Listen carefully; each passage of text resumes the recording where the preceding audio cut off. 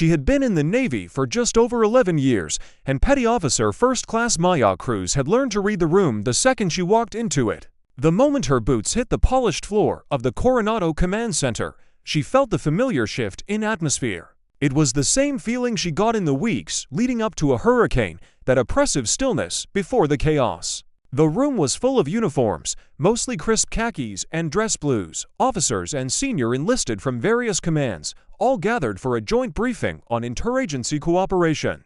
Maya, in her standard working uniform, was a ghost in a sea of brass dot. She moved to the side, finding a spot against the wall where she could observe without being in the way. She wasn't uncomfortable in her own skin. She was a sniper, a spotter, a killer with a spotless record and a chest full of awards that no one here could see. But in rooms like this, she was just another number, a non-commissioned officer who fetched coffee and carried gear. She was used to it. She preferred the quiet of the ghillie suit, the slow breath of the wind, the patient wait. This loud, posturing world was not her battlefield. The briefing room buzzed with the low murmur of pre-meeting conversations. Maya listened, filtering the noise, cataloging the faces. Her eyes paused on a cluster of officers near the front, men with the special warfare insignia. The trident, SEALs, they stood with a particular kind of swagger.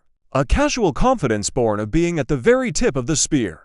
At the center of the group was a man she didn't recognize, a rear admiral, lower half. He was older, his hair cropped short and gray, his face weathered like the side of a mountain.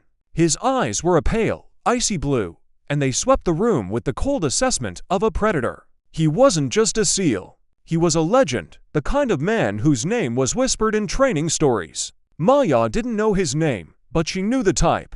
He had probably been doing this job since before she was born. The briefing began. It was standard fare, threat matrices, intelligence updates, and the endless PowerPoint slides of organizational charts. Maya paid attention, filing away the information, but her focus was on the human dynamics. She watched as the admiral, whose name she learned was Hollister, listened with a barely concealed impatience. He would ask pointed questions, his voice a low gravel that cut through the room's silence, making junior officers stammer. Then came the portion of the briefing about support roles. The briefer, a young lieutenant, was outlining the crucial contributions of various ratings, intelligence specialists, logistics specialists, and corpsmen. He put up a slide about the role of Master-at-Arms forces in providing security for special operations units during high-risk port visits. It was a vital, dangerous job that often went unnoticed. From the front of the room, a low chuckle rumbled. It was Admiral Hollister. He didn't bother to hide it. He leaned over to the captain sitting next to him and said, just loud enough for the surrounding rows to hear, "Moss, the cops. We use them to guard the galley when we're in port, so the boys don't get food poisoning." The captain chuckled along with him. A few other officers, eager to laugh at the admiral's joke, joined in. The comment landed like a slap in the still air. A few people in the room shifted uncomfortably, glancing towards the back where Maya and a couple of other MAs were standing. Maya felt the heat rise to her cheeks, but she didn't move. Her expression remained a mask of stone. She had heard it all before. Police work is for people who couldn't make it in the fleet. MAs are just security guards. The jokes were old when she first joined. But hearing it from a flag officer, in a professional setting, with such casual disdain, it was a different level of disrespect. It wasn't just a joke. It was a dismissal of an entire community's worth. The briefing ended. People began to shuffle out, breaking into smaller groups to continue their networking. Maya stayed by the wall, waiting for the crowd to thin. She was heading for the door when a shadow fell over her. She looked up. Admiral Hollister was standing there, flanked by two younger SEAL officers. Up close, he was even more imposing, his presence a physical weight. "You're one of them, aren't you?" he said, his icy eyes scanning her from head to toe, taking in her rank and rating badge. Master-at-Arms. It wasn't a question, but she answered anyway. "Yes, sir." He gave a short, dismissive nod. "My men are operators. They need support from people who understand the operational environment. Not shipboard cops," he said the last two words as if they were a distasteful flavor in his mouth. "What's your name, petty officer?" "Cruz, sir," she said, her voice steady, betraying none of the anger that was coiling in her gut. He looked at her name tape. "Cruz, tell me, Cruz, what exactly do you bring to a fight?" "A ticket book. A pair of handcuffs." The two officers behind him smirked. This was entertainment for them. Maya held the Admiral's gaze. She didn't flinch. She didn't look away. In her mind, she was already somewhere else, on a rooftop in the middle of the night, the crosshairs of her rifle steady on a target. She was breathing in that slow, measured way she had been taught, calm, patient, in control. "Sir, I bring whatever the mission requires," she said. He laughed, a short, sharp bark. Spoken like a true politician. "Tell me, in your years of guarding piers and writing parking tickets, have you ever even fired a weapon in anger?" The question hung in the air. It was a direct challenge, a public humiliation meant to put her in her place. The room was mostly empty now, but the few people lingering nearby were watching, their conversations paused. Maya could have told him. She could have explained that she was a scout sniper, that her last deployment wasn't to a pier, but to a dusty combat outpost, that her ticket book was a log of enemy combatants she had eliminated. But she didn't. It wasn't about pride for her. It was about the mission. Snipers don't brag. They don't seek recognition. They work in the shadows, and their record speaks in the only language that matters, the body count of the enemy. Instead of answering, she did something else. A small, almost imperceptible movement. She reached up and, with her thumb, rubbed a spot on her left forearm. It was an unconscious habit, a way of grounding herself. She was wearing the standard long-sleeved utility uniform, the fabric hiding the ink beneath. Admiral Hollister caught the movement. His eyes narrowed.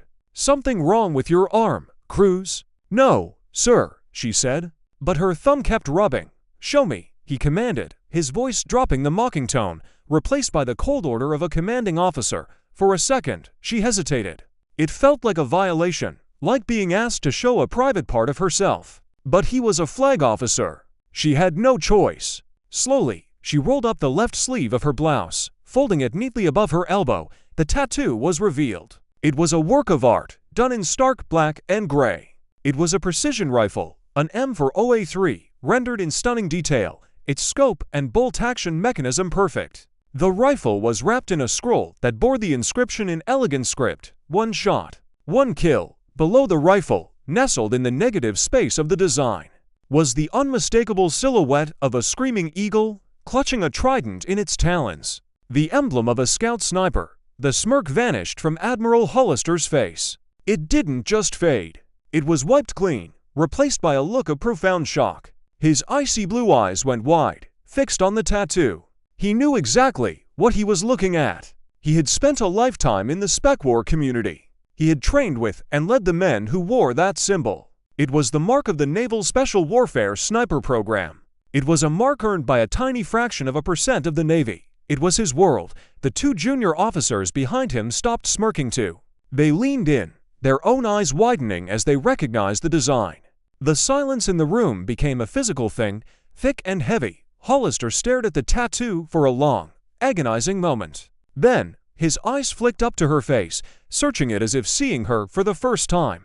He looked at the tattoo again, at the rifle, at the eagle, at the words. He was connecting dots, reassessing everything he thought he knew. "You're a school graduate?" he asked, his gravelly voice suddenly devoid of its arrogance. He wasn't asking about a school. He was asking about the school. The one in the mountains. The one with the 70% attrition rate. The one that turned sailors into ghosts. "Yes, sir," Maya said, her voice quiet but clear. "Class 0109. He knew the class. He knew the instructors. He knew the hell they had been through. He was doing the math in his head. This woman, this shipboard cop he had just ridiculed in front of his staff, had been through a crucible that would have broken most of the men in this building. She had spent weeks in the field, learning to move like a shadow, to read the wind, to make that one shot that meant the difference between life and death. She had stalked instructors for miles, endured sleep deprivation and hypothermia, and passed the most demanding sniper course in the world. "Your last command?" he asked, the question now a genuine inquiry, not a challenge. "Operational support team, sir." "I was attached to DevGru for 2 rotations," she named the most secretive and elite counterterrorism unit in the world. The unit that answered to no one. The unit that went places the public never heard about. Her job wasn't to guard piers. It was to clear buildings for the men who kicked down the doors, to provide overwatch from positions so concealed the enemy never knew they'd